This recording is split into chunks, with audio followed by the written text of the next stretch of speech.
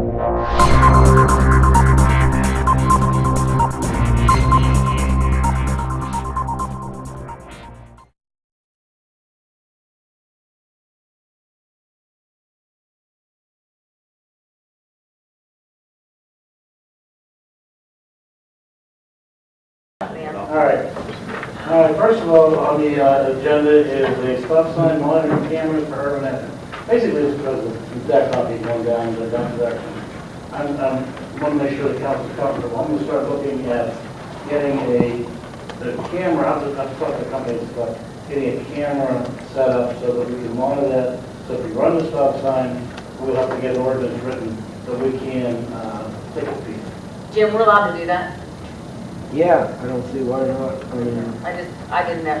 Somebody told me one time that we weren't allowed to use radar within the we're not allowed to use radar. No. So I didn't know, I knew that, so I didn't know if this was one of those other weird things. No, as long as there's an ordinance with that. And will you just automatically ship out a ticket? You can do that, or you can ship out a written warning. You can handle it just like if you had a traffic stop. That's what I did respond. I had gotten one in Maryland, and that's what they did. You exceeded the speed Right. limit, you just got a letter in the mail, and Yeah, I went to you the were ticketed. school board meeting last week, and I talked to some of the residents that live down there afterwards, and I told them regardless of where the deck goes, we're looking at something to try and resolve that issue. Yeah, basically, we're not measuring speed. That's one more. All we're measuring is that you stop at the stop sign. And the nice thing about it is we'll put large enough signage for people, even if we don't ticket them, we're going to tell them that they can be ticketed. So this kind of brings enhancement to that stop sign. So I mean, you know, Not only that, I would hope that if I mean, do we have to tell them we're not monitoring their speed? I mean, and like No, you just have to put up signs that say that this stop sign is monitored by an electronic device. Okay. And if you do not stop at the posted stop sign under vehicle code section 3113 or 31, I don't know anymore. You're a little better, you can make one up and 3111I. That's where it is. 3111I under the vehicle code, and you may receive a citation. That's all. You just have to post it. Okay. Question, the Memorial Drive, I don't know what street that is right there, Jim. There's one stop sign there. John Street. John Street. Would it be, to see how much it would be to do that one too? Because I know that's a busy street, and that's one of the ones they were complaining about. Yeah. Yeah, I mean, look, I mean, I'm trying to, I need to find a company that does it. We do have some cameras we could probably use, but if you're going to, I'd rather have a company that does it professionally, so we have no issues. We got to see what's going to cost. Yeah, That's what I mean. the speed would be expensive because the speed camera is expensive, but this is just a motion. You see them run the stop sign, boom, boom, you know. It's pretty straightforward. So is it on like a delay, or how does it know? No, it's on tape. So somebody has to review the tape? Yeah, you're going to every so often you'll go and you'll either if the tape can be if we can get it up to our system, it can be read here. Otherwise, you might have to go and download it. Who's going to do that? That's what Jim didn't know that. Jim didn't know that. I Well, for one thing, Wayne, you're wrong there. We have a bell that goes off in the squad room when they go through the stop sign. That's what we're doing. When you're looking at it, you see if you have one that automatically detects There's got to be something computer to program. capture that. Oh, you need a text message one too. They automatically print out They have the automatic vehicle. ones. Yeah. Yeah. You We want to talk about My it. technology's over. You have to position the camera so it catches the vehicle, the registration plate, and the violation, or it'll never go through here. Okay?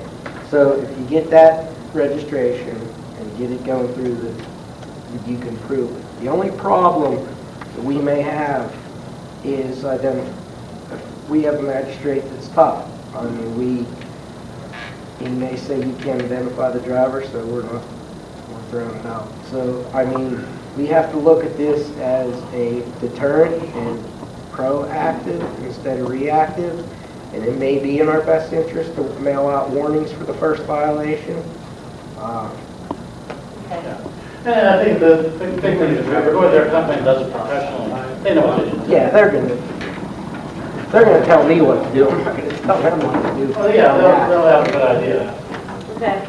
All right, next on the list is an agreement. Obviously, you're all aware of the fact that, you know, we need to look at some sort of agreement between Park and Rec, Ray Latrobe Foundation, the City of Latrobe, for looking at enforcement of publicly used but privately owned property. Yeah, I wondered, did you get anything from anybody on? I've gotten a variety of leases, and I'm combing through, and I've combed through a majority of them.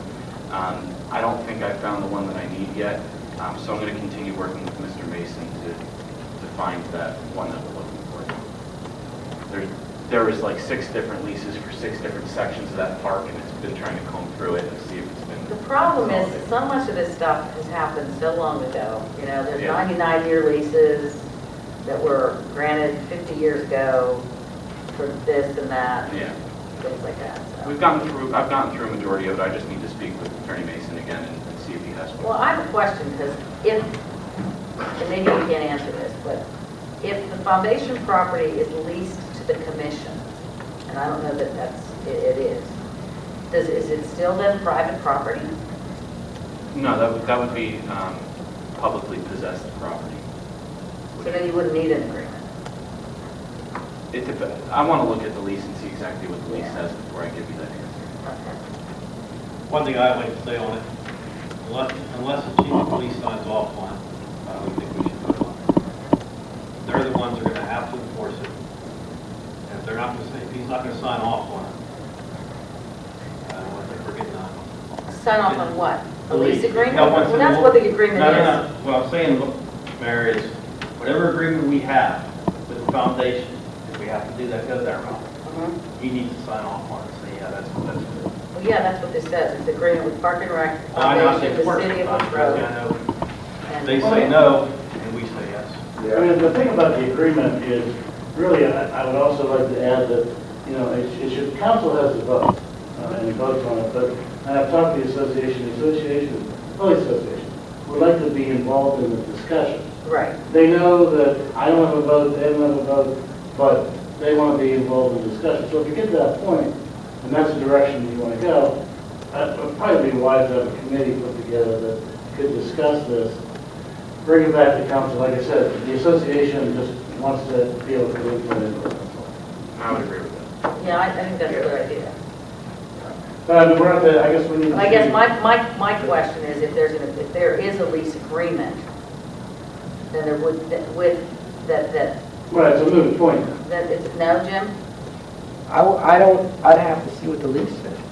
Right, and that's what I'm saying, because the prior leases that the city was a party to, when we were the lessee of the park, it said that we will ensure that the use of the property is in conformance with all laws, and that we won't condone the breaking of law. You know, the paraphrasing, that's what it said, and that would almost, you know, behoove of us to do that so we don't breach the lease.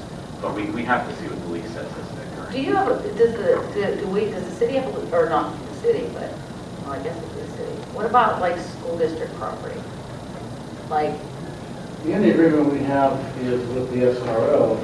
No, I'm talking about the buildings of the school. That's what the SRO, that's a separate agreement. You know, the SRO agreement. yeah. Like, so like this, like LES and now the new LES with the new playground there, is that considered private property? Actually, it is, and actually the school district has their own police. The ones that work football games and things like that. They have an agreement with them. We just respond. We don't actually control, you know, their property, other than their resource officer does have an obligation to visit each school and make a presence in each school. In Mountain View, the 5 schools, he's Mountain View, Bagley, LES, junior and senior high. So that's in the lease, or the agreement, I'm sorry. So I guess we need to do a little more research, see where we are, and then based on that, see where we have to go. I'm going to ask you a stupid question because it was asked to me. everybody's home is private property, so I know police can't go into your home Without permission. without permission. So, but if they see something, like if they see someone breaking into your house, It's probable cause. probably not. So that's, See, I guess what the difference is that the police would be patrolling the public rights of way, which would be the roads they would be driving by. If they observe illegal conduct, they're allowed to investigate, and that's what gives them that authority to enter onto someone's private property. I just didn't know. Someone asked me that question, I'll ask the experts. All right, moving on to medical marijuana ordinance. Okay, recently, and I've worked with Lane and Ann in preparing an ordinance to establish a regulatory framework for medical marijuana organizations, both dispensaries and growing processing plants. I will, now that I've had the comments that I needed from staff, I'm comfortable, circulating it and getting comments from you guys, and we can maybe have an agenda item on next week, a non-action, but a discussion item if you guys would like. I'll circulate that draft ordinance tomorrow. So my thought process is somewhat of a workshop item on the agenda for your comments to me, or you can provide your comments via email directly to me. It's truly up to you guys. But what it does is this ordinance works with the existing framework that we have for zoning and authorizes these medical marijuana organizations as a special exemption. So it's not permitted as of right. They would have to go through the city to get approval and make sure that they're complying with the ordinance as prepared. It maintains the state's safeguards. It includes additional safeguards for surveillance, making sure that wherever the product is, that it's locked, that it's being constantly monitored, that there's only one publicly accessible way in and out of the building that's not blocked. So the ordinance is geared towards making sure that the product is being safeguarded at all times. Can't be located in the same building or within a certain measure of feet from residential uses. So it's a pretty comprehensive ordinance, and I'll circulate it by email tomorrow. Is there somewhere that you recommend that we can research this topic? I wrote a law review article about 4 or 5 years ago that was published in the Drake Agricultural Law Review Journal. I can circulate that as well. That was a survey of ordinances at the time, which gives you a pretty good background of what people were doing then. That's when approximately 12 states allowed it, and the regulations have stayed similar, and that's what I drew from when I prepared this ordinance. So I can circulate that as well. Thank you. All right, next on the parade, Mr. Vardo from Community Township has asked that, and you see, I think I included the letter, that he would like us, the city, to consider contributing to the food bank. He's, you may have read it in the paper, he had an article in the paper too about, how the need is, and believing that it would be to everyone's benefit if the different communities could contribute. I asked him about that. He asked me to mention to you all, and I did. What council does, it doesn't do entirely up to them. I mean, food bank obviously is a good program. That goes up. Yeah, let's not.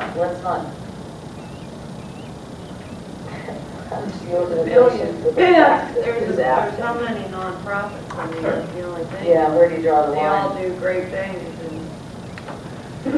I'm just passing the question through. Where do you draw the line? Yeah, no, that's a good point. I mean, and I think that, what we used to do as a fire company was, we had people that would go and donate their time and stuff like that. And as an individual, I think that's a great thing to do. It is a good program, and I understand that, he seems to be very enthusiastic supporting it. It's just the fact that it may not be something that's appropriate necessarily for the city to use taxpayer dollars. Right. Again, to focus on it as opposed to other areas. When I was asked, Done here. thank you, my due diligence or whatever. All right, next is an amendment to the lateral resale ordinance. In October of last year, we passed an ordinance updating Chapter 311, I believe it's 311 of the code. That section of the code provides for inspections of sewage lines. Our amendment was required by the consent order and agreement that the city entered into, I think in November of 2015, to resolve the Act 537 issues with the Latrobe Municipal Authority. There was a variety, the authority in heavy water or heavy rainfall events was taking in too much stormwater rather than just sanitary sewage, was leading to overflows. So there was a degree of litigation, and consent order and agreement resolved that litigation, one of which required lateral resale ordinances. They've indicated to us that we can tweak it to make it a little less strict on the property owners. Our ordinance provided that sanitary sewage laterals had to be inspected upon the sale of the property. They told us that we can include language separated sanitary sewage laterals. So that means that only the properties that have to go through this inspection process are the ones that are tied into the separated sanitary lines as opposed to the combined sanitary lines. So this should relieve a burden on a substantial portion of the customers, the ratepayers of LMA within the city. So this ordinance would be Skip, lessened. Skip has something to say. I think the ordinance that you got from our solicitor, you get an ordinance, Resolution. resolution. Yeah, late. DEP's come down, and we have to do it different in different parts of the city. They're all sewer lines, lateral sewer lines will be inspected. In some areas where the map, I don't have the map, on the map, you can just do dye testing. I think that's in where the combination sewers are lying.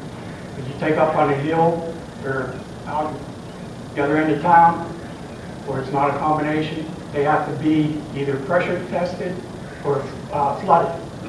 Pressure tested we can't do because you have to have a way to get into the sewer lines each way. So we're going to be going flooding it. So all lines will still be inspected, but it'll be different ways of doing it. I don't know what that means, but flooding it really sounds gross. Well, what you do is come in and just load a bunch of water. You have to put a camera in. You have to have a clean out so we can get the camera in, and they'll flood that area, and they'll see if there's any infiltration in the lines. Essentially what our ordinance did was all sanitary sewage lines had to be inspected with the methods that you were talking about, the more onerous ones, the pressure testing or televising while flooding. DEP told us that they didn't require that for the combined, so that we could amend our ordinance to just require those two more onerous types of testing on the separated sanitary lines. And it's essentially, it's required by the consent order and agreement. So if you're going to sell your house, how do you know whether you have a separated line or a non-separated line? When you go to sell your house, the closing company is going to send a lien letter request to the municipality. We will then notify LMA, and then LMA determines what type of lateral or what type of sewage connection it is, and then LMA will be doing the testing. LMA will then directly bill the ratepayer for the testing, and then once the testing is complete and any necessary repairs or modifications are made, then the LMA will notify the office here, and then we can issue a lien letter after that. And just so everyone knows, this is across the board happening in all the municipalities. DEP is requiring it through Act 537. I had to do it when I bought my house in Murraysville. We're not the only people that are requiring it to do it. Is there a rate on that? Do you know what the rate is for that? I don't know. There's going to be probably two different rates. One for the dye testing because it doesn't, involve that much, but flooding and the camera and everything, probably be a different rate. They haven't set up the rate for flooding because we just got the resolution from the DEP that the letter from the DEP that we have to do it two different ways.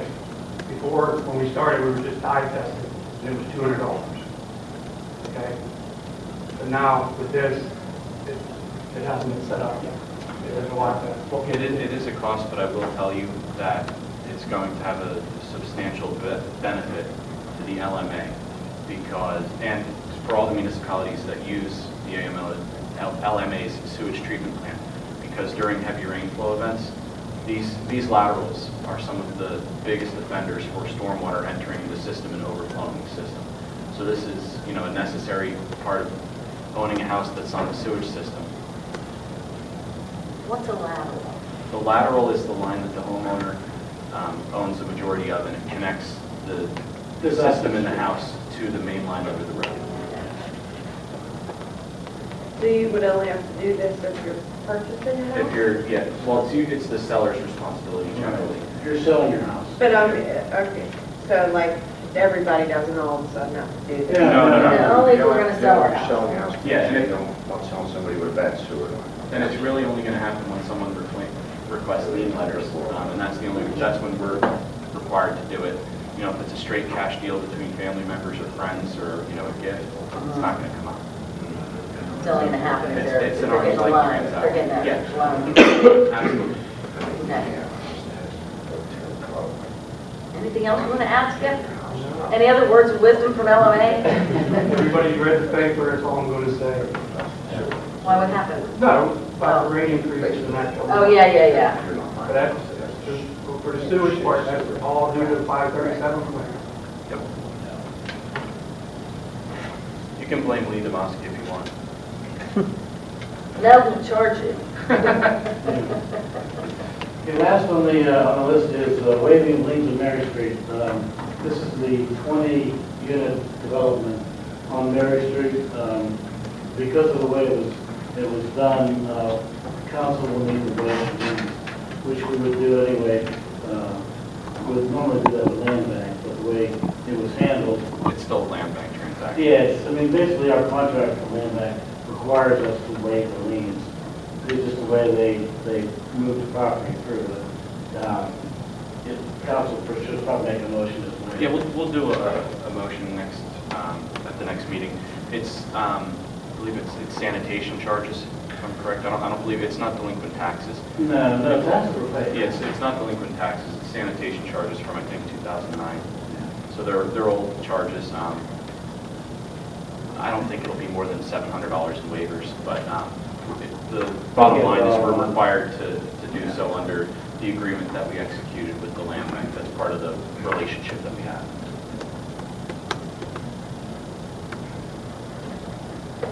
Okay. Well, it's on the agenda. That's my list, yeah. Anybody have anything?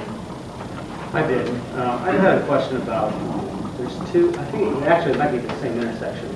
Some people were asking me about no turn on red and talking about getting that changed. I think here on Jefferson, going up towards the brewery, saying that it backs up. Shift change, maybe. Wait a minute, I'm confused. You can't do, you couldn't turn on right there. No, not yet. Coming off here, well, they want to know if they can get a no turn on red change so that you can turn on red. Yeah, but If you're you're right talking about here, Main Street? Yeah. That's Line not a intersection, that's why one way that's to a there. one way. Yeah. What's that? I'm sorry. It's a blind intersection, that's why it's no turn on red. That's the one that's, yeah, that's the one that's backed up. Okay, The building blocks the oncoming traffic, that's why. The other one was this sign that says, no turn on red here, turning on to Jefferson, no turn on red 6 a.m. to 6 p.m. What's the purpose of the, I'm not sure what the first, isn't that same intersection? That's right out here, by the sign. Well, the one out here is the intersection that says, you can't turn on red, and then it says. From 6 Yeah, a.m. to 5 right a.m. there. or 6 a.m. 6 a.m., 6 p.m. That's a blind intersection too. Yeah. Yeah, I was gonna say, it's just the fact it's a dangerous. What It's not happens blind. is people cross If people pull up and you go to pull up, you got people walking across there, that's a blind intersection. Yeah, it is, Jimmy will I mean, tell you that. cars coming through, what happens, they kind of, then slow down, so they come through quickly, and what happens is you're just trying to go across Jefferson, you're gonna get clipped. If you're in the left lane coming up past the post office, you cannot see left at all because of the shrubbery and the bench, and there's a bunch of stuff there that blocks yeah, your the post vision. office did cut all that stuff down. I'll pass that on to people. That's PennDOT too, right? Yeah, that's what. Yeah, we- that's, yeah, it is a state road, that may be a requirement from them anyway. Right, I don't know if we could change that. I mean, if you're turning on Jefferson, but you're not, you are on a state road.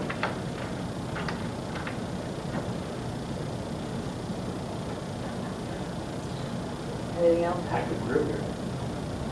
I talked to April Copus about that property, the old Latanzio building.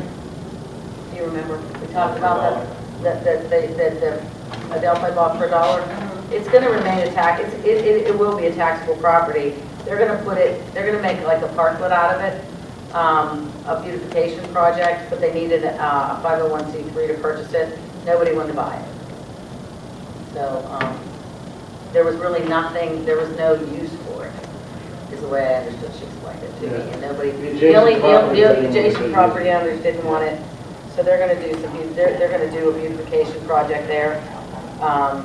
And There's only one way in and one way out. So yeah, and so, in order to do that, because they have some guidelines where they have to get that stuff off their books. Do you know, I don't know if you know any of that, Zach, about the land bank. I don't know, but it would make sense.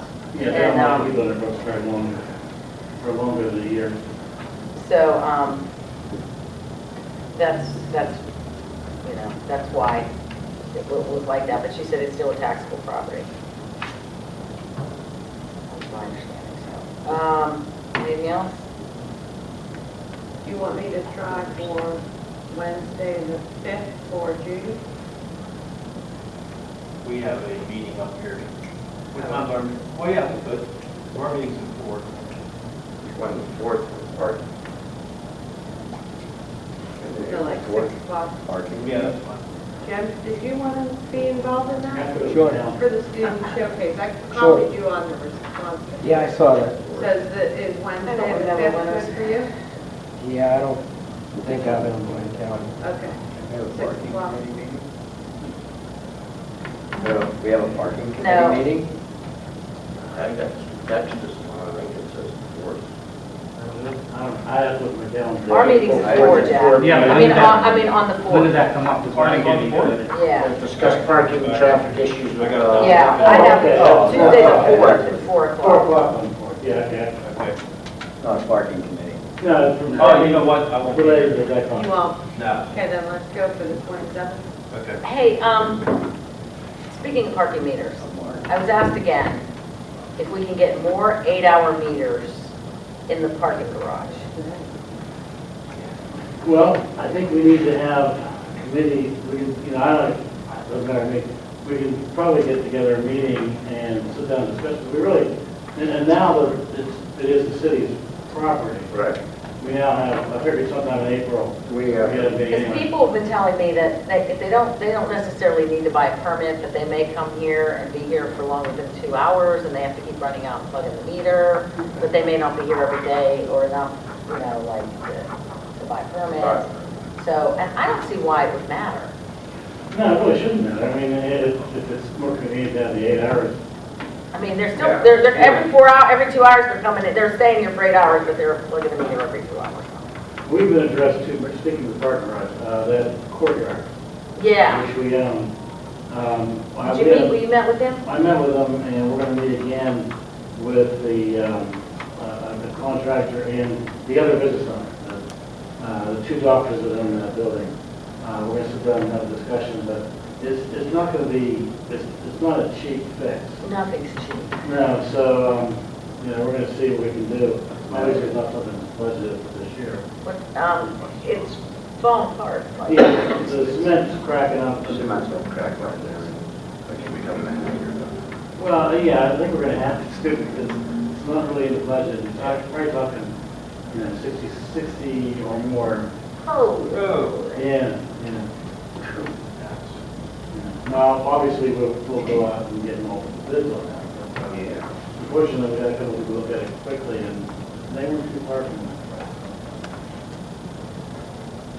But it is cracked up and it can make it through another winter, but, I understand why they want to fix it up. They're gonna try to make a little seating area for people that can eat their lunch and relax and but it's a nice little courtyard. How much do they want to fix it up? Would they be willing to fix it? That's what we're talking, that's what we're We talking. don't have 60 grand to put into that. No, I'd like to see. Yeah, what do we use it for? Do we sell it?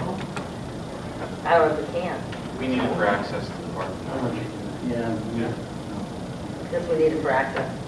I- Well, it's not that, I don't think it's really usable, so, No, the only people that would take it would be the adjoining property owners. and then rather we fix it. Yeah, they have no Oh, yeah. motivation to buy it, Yeah. because we're gonna be the ones that have to fix it, because Well, and I think they will help, but we haven't talked about specifics yet. Well, because if somebody falls and hurt, we're liable. Right? Yeah. maybe. Maybe. But with our crack attorney. Is that it? I'm just gonna make that joke. Yep. Is that it, everybody? Is that it? All right. Get to go home with Dana. Yeah.